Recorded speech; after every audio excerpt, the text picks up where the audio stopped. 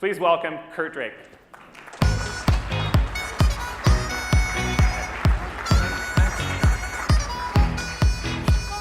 All right, good morning. I was getting ready to come out and dance when that music started, so I had to hold back. I'm honored to be here with you and speak to you. I love being in a room with like-minded compliance professionals where we can share our best practices, and you'll hear from me a lot of lessons learned.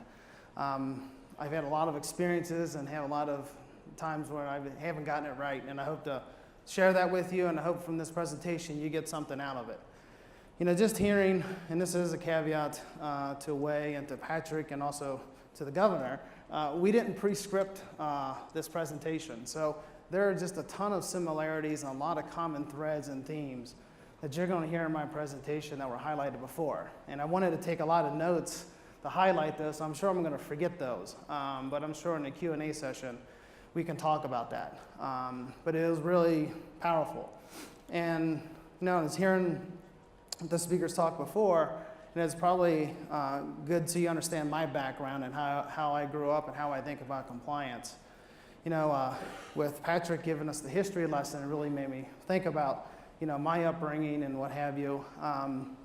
My mother is Vietnamese, so she met my father in the Vietnam War.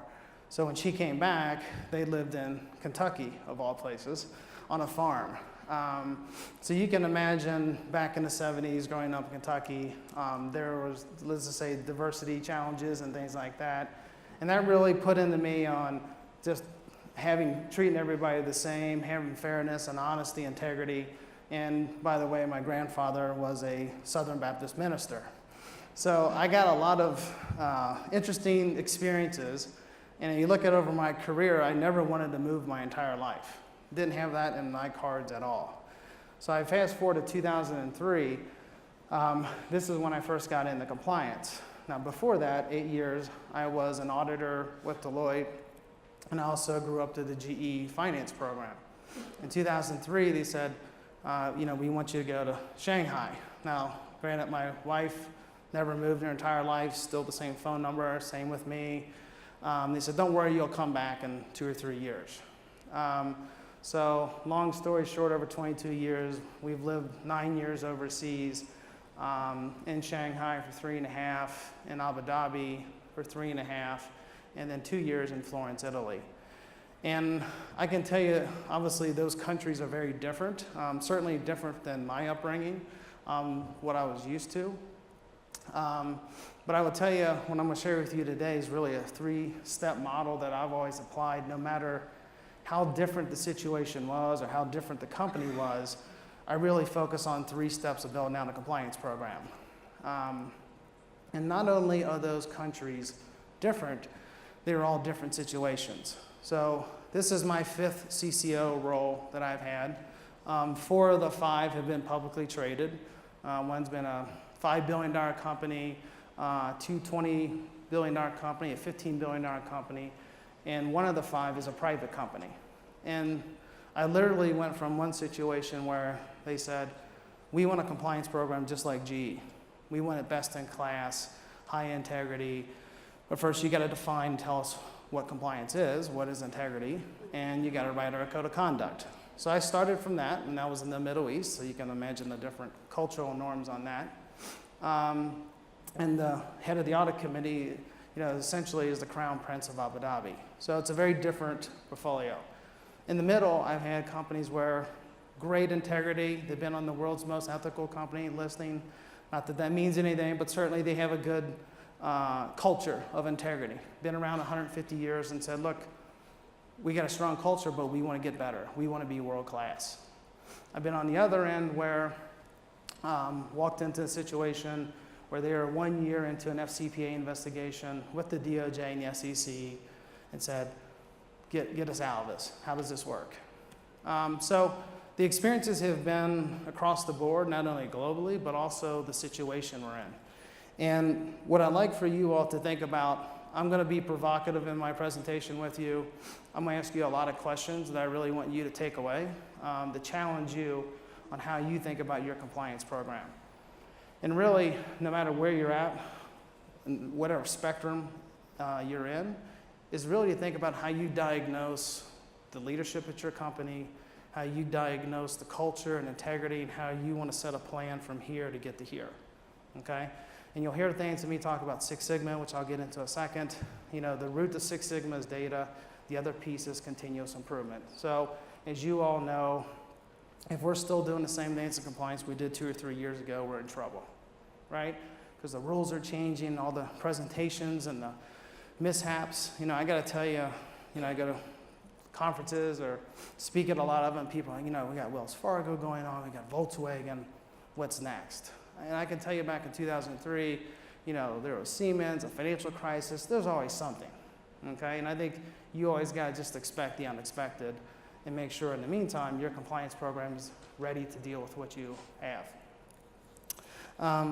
So I'm going to share my experiences with you, and I want you to think about what your role, because we're talking to compliance officers, what your role is in building a world-class compliance program. And I've used world-class a lot, okay? So what does that mean? So, and trust me, we didn't coordinate on this earlier, but you think about the federal sentencing guidelines. We've all studied that. That's the 7 elements. We all know that piece. OECD good practices.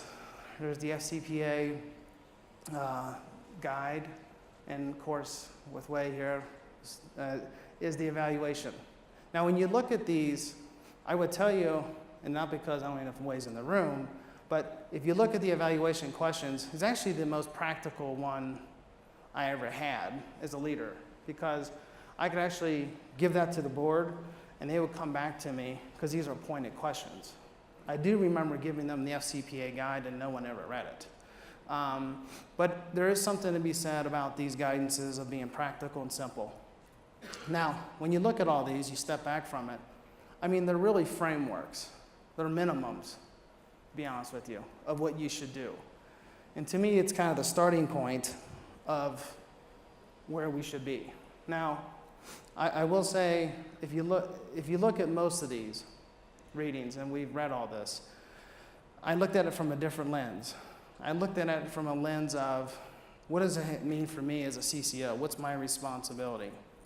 And we talked about it earlier, and the question the gentleman asked here before with Way, there's 2 sides of that coin when you read this. You could literally read this and say, tone at the top, leaders need to do this, compliance officers need to be facilitators. They need to contribute. They need to set the environment with the leaders. They need to help and assist on setting the tone at the top and what have you.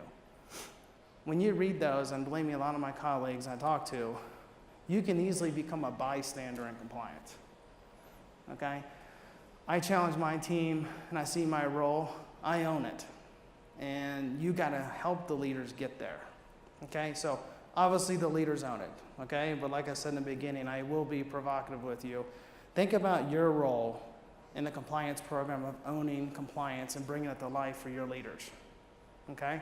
I've never had a leader come up to me and say, I wanna do the wrong thing today, right? I mean, what team in sports says I wanna lose today, right? You always wanna win, you always wanna do it, but it's always winning with integrity. And sometimes you get lost in the moment. So you always need those reminders in bringing it real, and it's not a program that sits off to the side, right? We were talking about that earlier. So it's all about how your role brings the compliance program to reality in the business.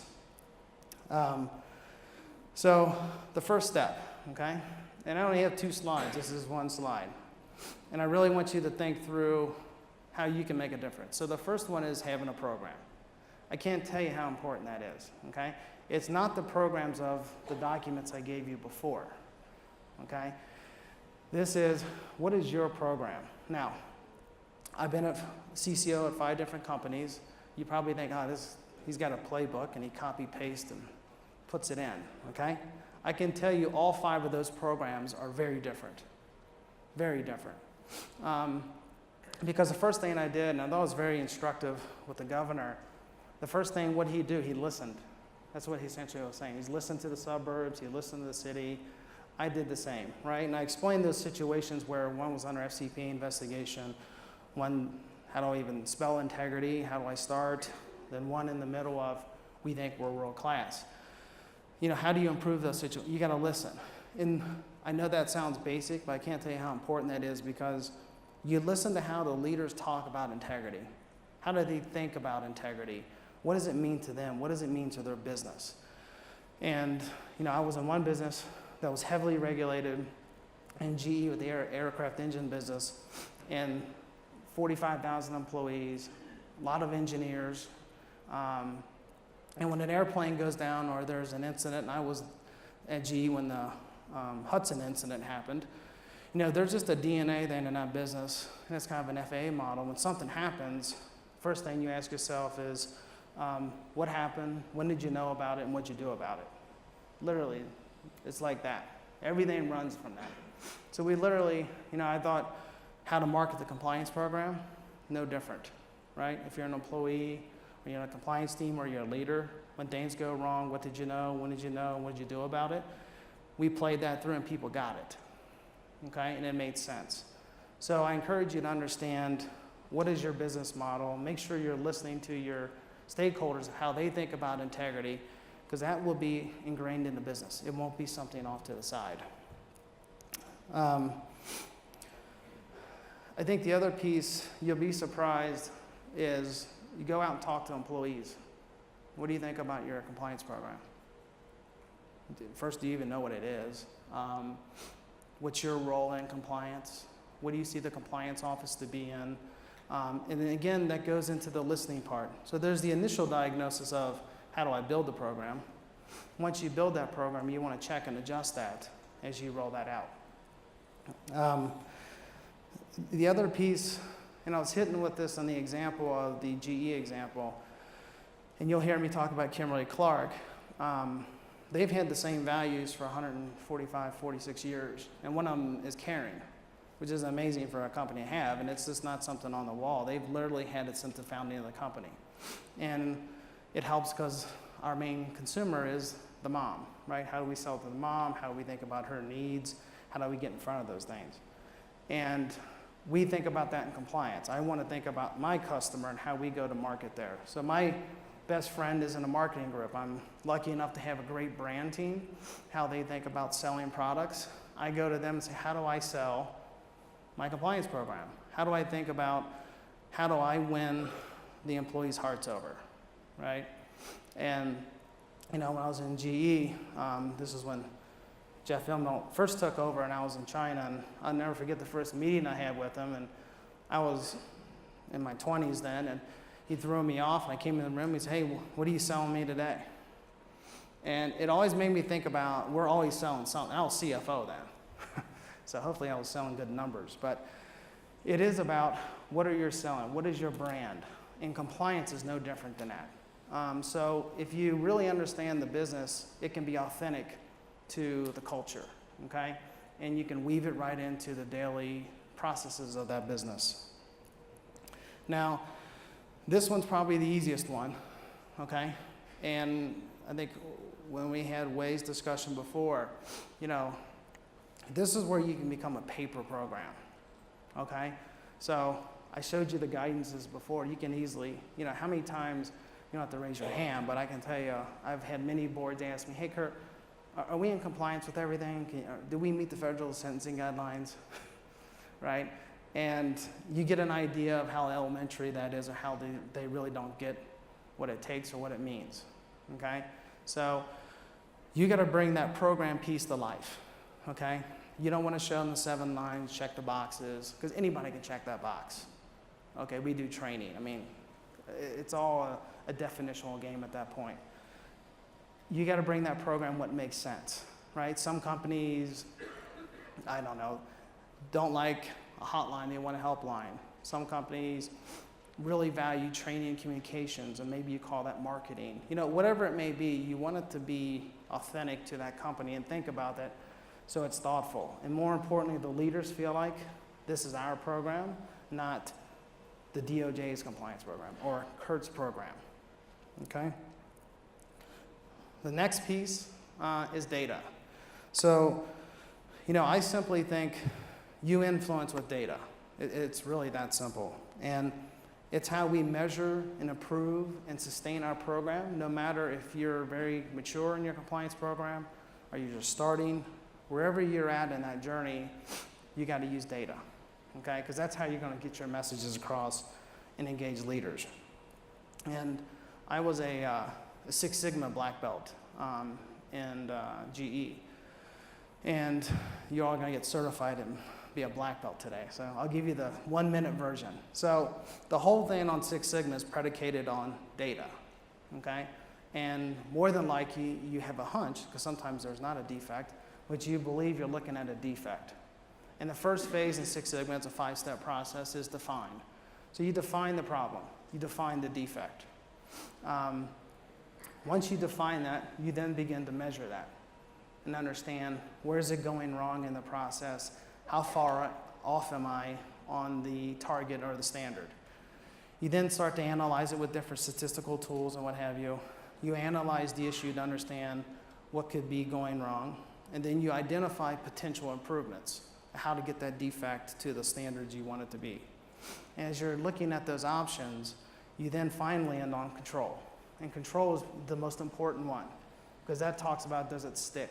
So do you have the KPIs in place? When things go out of kilter, KPI is going to identify something's wrong, okay? So, I apply that same rigor to compliance. It's no different. Whether I'm dealing with a fraud investigation, I'm dealing with a bad training program in Nigeria, I'm dealing with leadership engagement doesn't get it in EMEA, to we're not having the right third-party policy out there, okay? All of those are defects, okay? And it's really important, if we want to drive change, to identify and know what the defect is, measure it, have those metrics in place and controls in place, and then I can have a conversation with the leadership team. Because without that data, it becomes storytelling. Now, storytelling is important, but not in this case, okay? And I think about when I was in GE and I was CFO, I can't remember any conversations, business reviews, without having data, right? Income statement, we talked what the forecast was, where we're at in the quarter. Monthly, weekly, were income statement reviews. Monthly were balance sheet reviews. And the conversation started from there. And then we could talk about, how's the sales team feel about the new product launches? How's the sales team feel about this campaign and all that? But you always grounded it in data. I can tell you a lot of compliance programs do the opposite. They have leaders who talk. I talked to 250 people, I told them how important compliance was. I took my training. We're 100% on our metrics. I was in Nigeria, and man, it was great. I didn't think this, but the first hour, the leader just talked about integrity, and he was training people to code. All of that is more activity-based, okay? And it's not, I would say, genuine. So you got to have the right metrics to do this. It's really instructive. As Kimberly-Clark, I've been here a year, and we're setting up the whole program and the processes and the rigor and what have you. And I work for a general counsel who's he gets compliance more than I do. And he worked at GE with me, so we have a good history and past together. And he was sitting there with the review, and the team's talking about all the processes and the approvals and all the stuff that we love to do. He's like, next month, now we're going to start finding stuff. I'm going to be talking about issues and how we're fixing them, okay? So that's the mentality you got to have, is not just to say, look at all these things and check the box, but it's more about, what is the data telling us? So essentially what he was saying was, now that you got the program up, guess what? We can measure it. And when we measure it, I need KPIs, and those KPIs are going to be very instructive how we talk about the leadership team, how we focus our resources, and what programs we're going to be focused on. So I challenge you on the data piece, and really look at, when I was giving the examples of the training, to me, those are lagging indicators, okay? You really want to be on the leading indicators, getting ahead of things, and really talking about trends and what it means to your company. So if you do it right, it's going to engage leaders, okay? I can tell you I've had leaders who they look forward to the quarterly helpline report, not because of the numbers, but what trends we're seeing, whether it's by a region or a country or even a plant, what that means and how they talk to their employees about that. That's when you know you got it right, when the leaders want it. They expect it, just like the income statement roll up every quarter, they're expecting your numbers to help them. So I throw a challenge out there to you is, how are you using data in your organization? And the most important thing is, we're using data for a reason, so ultimately, has it reduced your defect rate? Okay? Whether that defect rate is large or small, that's the whole purpose of the data. Okay? When you think about the program and the data, it can actually be somewhat abstract. Now I'm talking to a senior group of compliance leaders, but you can fall in that trap even as a senior compliance leader. It's somewhat abstract, it's a little academic, you can go through the motions of things, but it's really until you add this piece, is engaging leaders. You can do the first two. If you don't get this last piece right, it literally becomes a paper program for you. So I think as you're thinking about your program, you really have to socialize with your leaders on what compliance means to them, okay? I'm using compliance interchangeably with ethics, by the way, or integrity, so I don't want you to get confused on that. But when you talk about compliance with your leaders, what's it mean to them? How does that look? How does that feel? Otherwise, it becomes something that I have to do. Okay, I've been on the other side of the table where I had my chief compliance officer when I was the CFO. It was painful to go through his reviews because it was just totally, the business is heading this way, and then let's all stop. Let's let the compliance guy come in and tell us his thing. Okay, thank you, and we keep moving. Okay, so it's really important. If you really want a real program and attach to the business, you got to spend time with the business leaders. Now, I will tell you, it's certainly one thing I learned in Six Sigma, there's a bell curve. Okay, there's leaders who get it. There's leaders to the left and the right. And I was really thinking about it with the governor. Be careful what you ask for. You might just get feedback. Okay, so you are going to get feedback, but it's really important because that's how you make your program better. And most importantly, that's how it becomes our program. And it becomes a living program and not something that's written on paper. So I think it's important when you're in this engaging leaders where we say a compliance program, there's not one size fits all. It's certainly true for leaders too. Okay? Some leaders are really good at storytelling. Some leaders are more quiet behind the scenes folks, all those things. And this is the part where I was telling you, compliance, you can become a bystander. You can be happy sitting at corporate, rolling out your policies and checking the boxes and talking to the board and doing all these things. But if you don't know what your plant leader does in Shanghai or your plant leader does in Denver, okay, you really missed the boat. That's where your team really has to get involved and say, you know what, here's our program, okay, the core of it is here, but I want you, the business leader, you're awesome at telling stories. And you got to feed them that. You got to help them be better, okay? Now, I always say process makes good people better, okay? It's no different than the compliance program. A compliance program is a process.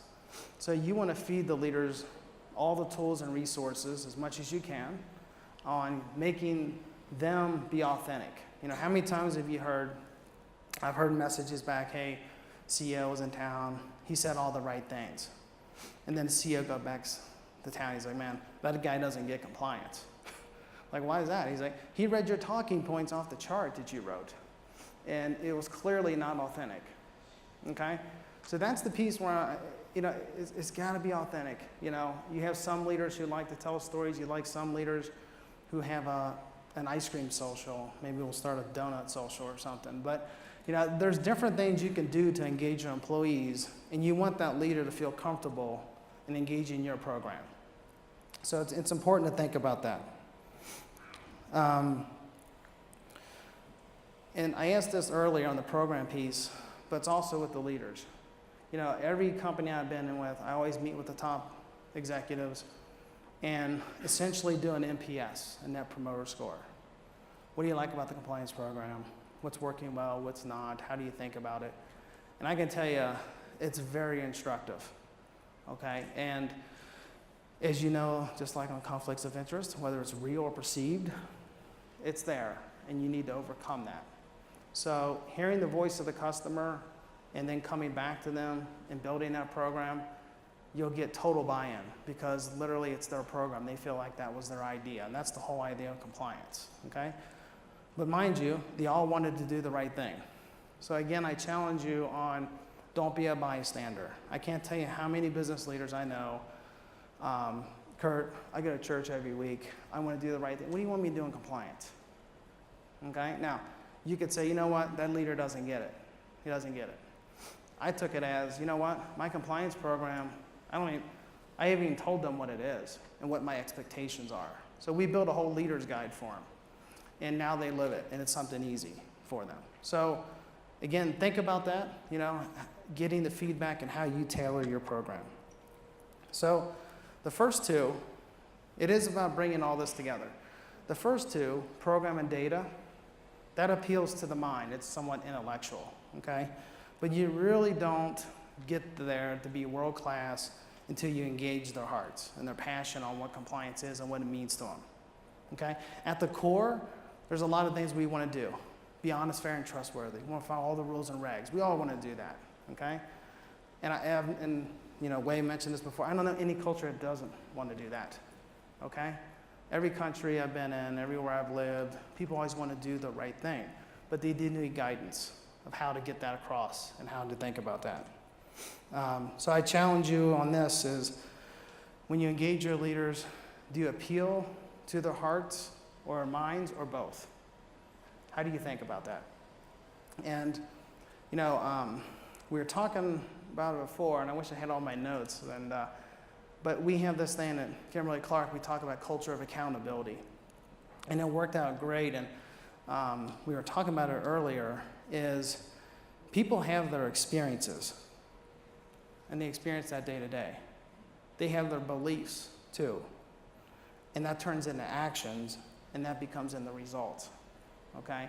So I actually play that out on the compliance program, right? I know what the result I want, but I work backwards. What is your experience with the compliance program? What is your experience with X, Y, and Z? And how do I overcome that to take the actions to fix that? So ultimately, the experiences to the actions and results come all the way through, okay? So learn a business model, learn the executive team, understand how you fit your program in there so it's actually authentic and it's real. So I'm going to issue the final challenge. We're going to roll a video right now, and as you watch this video, you know, does your leaders and employees, when they deal with your compliance program, whether it's a call or a training or whatever you deliver, does it inspire them and capture their hearts, just like this video does for you?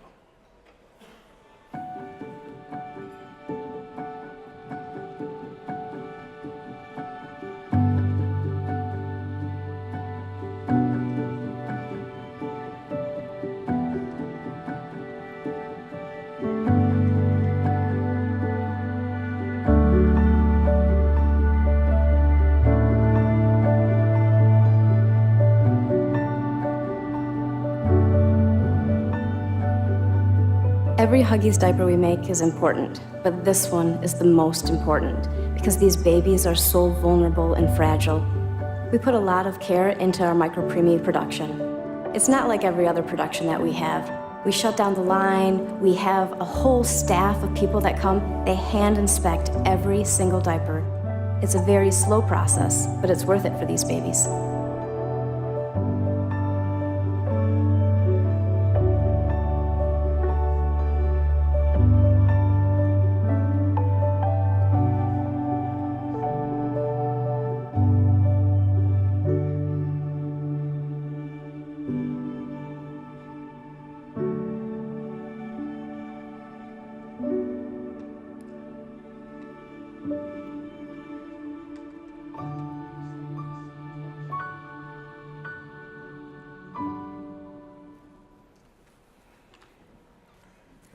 you doing? Thank you very much, Kurt. I think I'm going to need one of these. So, I'm a traveling tissue salesman, too.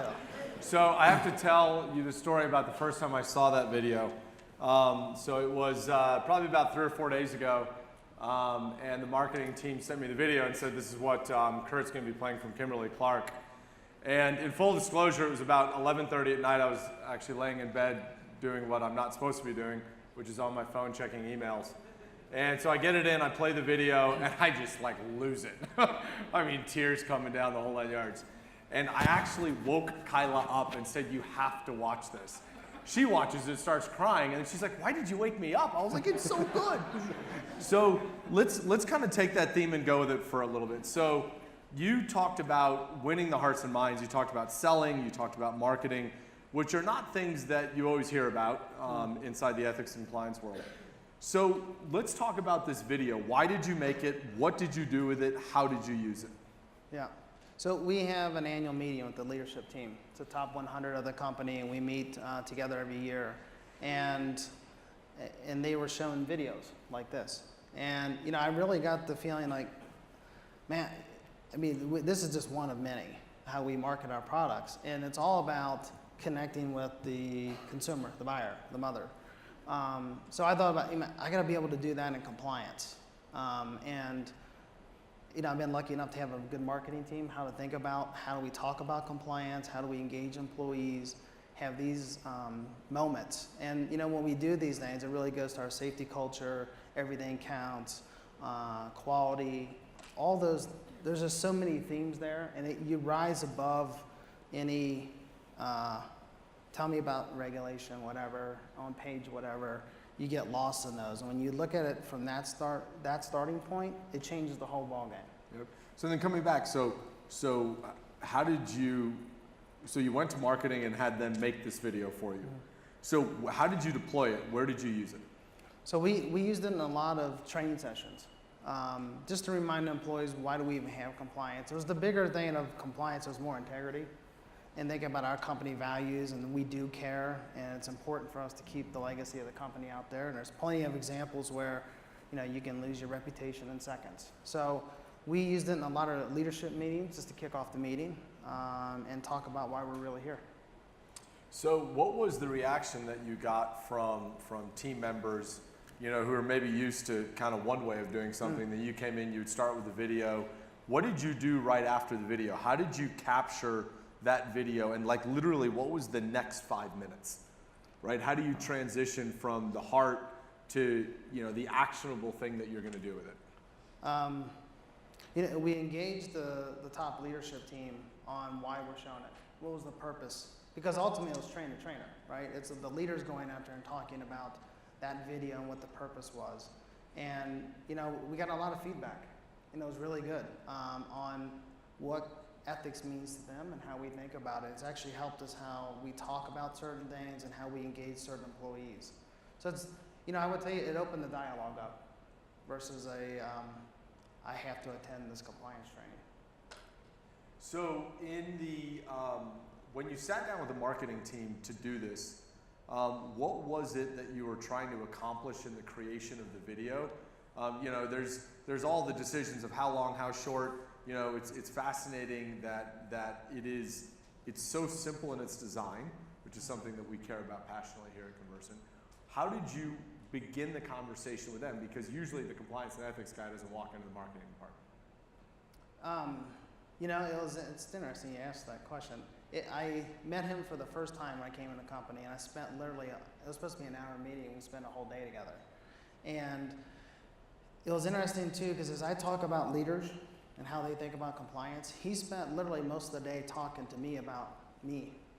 Like, what's integrity mean to you, Kurt? And how do you want to get that across? And how does that look? How does that feel? And those were tough questions, how to think about that. So then he took that back to his team and had a few inputs from the agency team of how we put our program together. It's really built out our calendar of how we train, how we communicate going forward. But I think it goes a lot to, when I'm talking about leaders, you really got to know your leaders too. What does integrity mean to them, and how do you turn that into an actionable activity? So I know we've had some conversations about where the program is going next, And one of the things that you're really passionate about right now is how do you think about the evolution of your code, right? So you've got this great video, it touches people. You can't revert from that right back to 16 pages, sign here, initial each one. So tell us what you're thinking about in that transition from this into where you want to go next year and the year after with the code. Yeah. We want to really make it the centerpiece of the company, where it's a one-stop shop to get anything. And I'm very fortunate to have a great CEO. And literally in 1 week, he's like, I read through a lot of our policies. I can't find them. They don't make sense. I'm not sure where they're connected. Some are down here in the weeds. Some are here. Does this apply globally? Does this apply regionally? How do we think about that? He says, I really want you to think about how we pull that together so we don't lose the intangible we have here at this company of our values and how you make that the center point.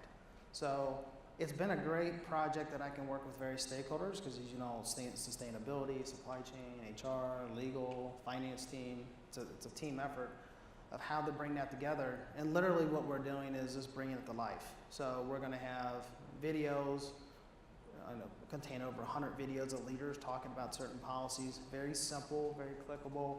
How many times do you all get asked, where's your policy on this? Where's the gifts form? Where's the conflict form? Who do I call for that? We want to be able to say, go to the code, and it's online.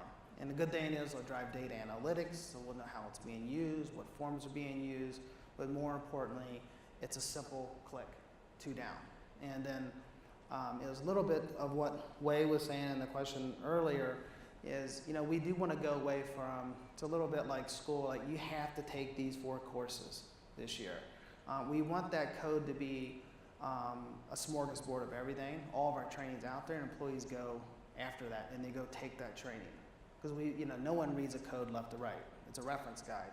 I got a question on, can I do this? Or I need training on this. They could go, and it's always sitting there for them to grab it. That's how we think we get better usage out of it than forcing people. And then I think what I heard you say is one of the things that you want to look for is the data that comes from that. So if you think about the traditional code, right, the only data you have is did you, and I won't even use the term read it, did you sign it or not? And what you're talking about here is really the ability to go in and see what are people touching, when are they touching, was there a cause and effect, was there an event that happened that caused people to then do things? How do you then start to think about that data, which is, to me, data that's very, very different than helpline data or conflict of interest data or any of those things. Yeah. What are you going to do with that? And how is that intriguing to the leadership team? Yes, I would say this is early days on that, but I get overwhelmed by it, to be honest with you. There's going to be so much data coming out of that. How many times have we done training in Malaysia and you come back like, oh, it was a great training, right? And you think it's good because someone asked you a question or something. It's really not effective besides I check the box. What we'd like to see is whether there's an investigation or a training, how many people in Malaysia actually clicked on that policy? How many people have clicked on that code? It's very telling. It'll help us to be even better trainers and communicators or where the gaps are. It helps the leaders. We've always had the stories where we go to a plant or a leader's like, man, my plant's doing great. We don't have any calls to the helpline, right? I can also then say, yeah, no one's ever clicked on the code either. Having that data will drive action. And the good news is right now it's kind of just on feelings and having that hunch. And when you have that data, leaders will eat that up. And it'll help us in how we drive the program and more importantly, make us better in how we're driving compliance. So when you start that process of moving it from this one-dimensional to this multi-dimensional platform, where do you start inside your organization, right? This is, there's not traditionally a budget line for, going and working with the design department, the marketing department. So you had to come in and really sell this process internally to do something very differently, engage whole different parts of the organization in a different way. How did you get the credibility and then the ability to follow that conversation through? Probably using the data that I had and also said, here's the data I don't have that I would like to have. So what's some of the data that you didn't have? Really down to regional data. I had survey data, Very good survey results, great results, off the chart results. But compared to peers and best in class, but I still wanted more. We still, as you know, we don't rest until there's zero fear of retaliation in the company. We obviously still had a few percentage points of people having that fear and saying, look, we need to do more. We need to get, you know, what I've told the leadership team is, I'm not the corporate compliance guy who's going to write a compliance and training program for everybody. Because as you know, every function, every training is different. So this code actually, when they sign in, I will know who you are. I will know you're a Chinese sales guy in China. So one, it's going to be on Mandarin. Two, when you look at your training, it's all going to be for you, customized training. If you're a finance person and you're based in Europe, it'll know you're a finance person. So all the examples and training will be a finance one, finance focus. This is how we did our training this year. We profiled you essentially, and we had 20 different tests, and it went down to that person. But it gets to that activity level. You know, I'm a big believer of you don't really drive change and compliance until you're at the activity level. For all doesn't happen up here, okay? So having that data, having that line of sight of who you are, what you are, and when you access this will give us a lot of intel. You know, do employees access the code after an investigation or before, right? All those things are very instructive for us. So then what's interesting is what I'm hearing is this, you're actually not worried about attestation. You're actually worried about, what you're not even worried is the wrong word. What you're focused on is the regular engagement, right? The definition of success then is not that they go in one time for 3 hours, it's they touch it 20 times for 5 minutes. Yes, yeah. It'll be instructive too on what we have out there. You know, right now the only data I have is helpline data, right? And we track now questions. We break out concerns and questions. So at least the concern data, I know, hey, 80% of the calls on questions is around gifts. Well, probably because we don't have a gifts policy, we need to make one, right?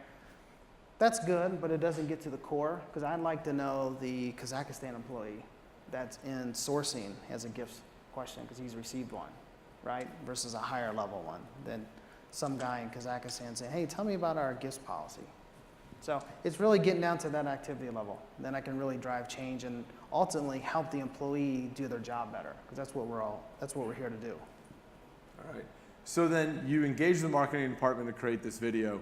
How are you working and partnering with marketing? And obviously marketing at Kimberly-Clark is world class. I mean, that's what Kimberly-Clark is a marketing and manufacturing company. How are you going to gauge marketing and your peers there, both from a learning standpoint and then from a delivery standpoint to work through this? You know, I think the marketing team is very instructive on understanding the culture from a sense of how the business operates. How do we get an idea of this cylinder to a consumer and what the needs are and what that rigor is in that process? That actually is how the company's wired. So when I think about that, I think about the compliance program. I'm trying to sell you a compliance program. How does the business operate to get that to fruition? So they've been very helpful on how we think about that.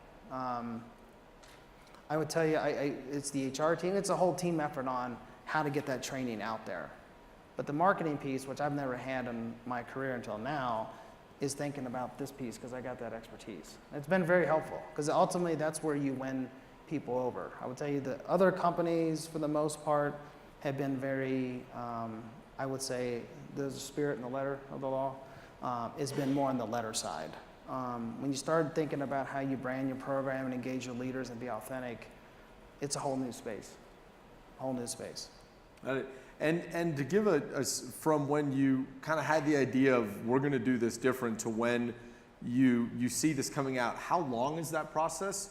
And where are the key areas that because inevitably you're going to get pulled, legal's going to, hey, we need this to be more legal, right? You know that these steps are coming along the way. So how long is that process to make this what I think is a pretty significant transition, right? And where do you know you're going to bump into those hurdles? And how are you, as a lawyer, as a finance person, as someone who would have been on the other side of the table saying, we need to use these words, not those words, right? Which the marketing people would completely disagree with. How do you work through those different steps? It's, you know, I'm over a year into it. I would tell you start at the top and the bottom and make them connect. I would tell you getting them to buy into that vision and what the benefit is and what that looks like as far as the company, and more importantly, is it Kimberly-Clark or is this something off the shelf? That takes a long time to socialize. And look, I don't know, you know, in compliance you're never there, but I don't know the company as well as they do. So I look at it from that standpoint of getting their input, and it's made our program even better. And we know how to situate the compliance program, fit it in to what they do every day. I would tell you, I would say another key milestone is the new code that we're going to roll out next year for the employees, so we're working through that now. I think that will be another huge milestone. It'll talk about simplicity and engagement, how we're getting down to the activity level for the employee, and then you know how it is, you like something, you want more of it. So it'll be continually getting better at that and bringing it forward. What it's actually done is, you know, compliance touches everything, and there's some risk you own, you know, like anti-corruption, antitrust, or privacy, whatever it may be, you own that risk. There's other risks, financial controls, environmental health and safety and all those. You kind of own those or oversee those, but obviously you have resources on that. It's actually made those areas much better because a lot of their policies have been buried or not there. It's actually an opportunity for us to really bring it all together and make sure their house is in order, so to speak. And you know, what we have used actually as a concept, and again, it's how we talk about the business, is we've used a concept of the code is our new storefront, okay? Mm-hmm. The code's the storefront, so we want a nice looking storefront. We want people to come in our store, okay? When they come in our store, we have five aisle end caps: finance, supply chain, legal, HR, and business operations.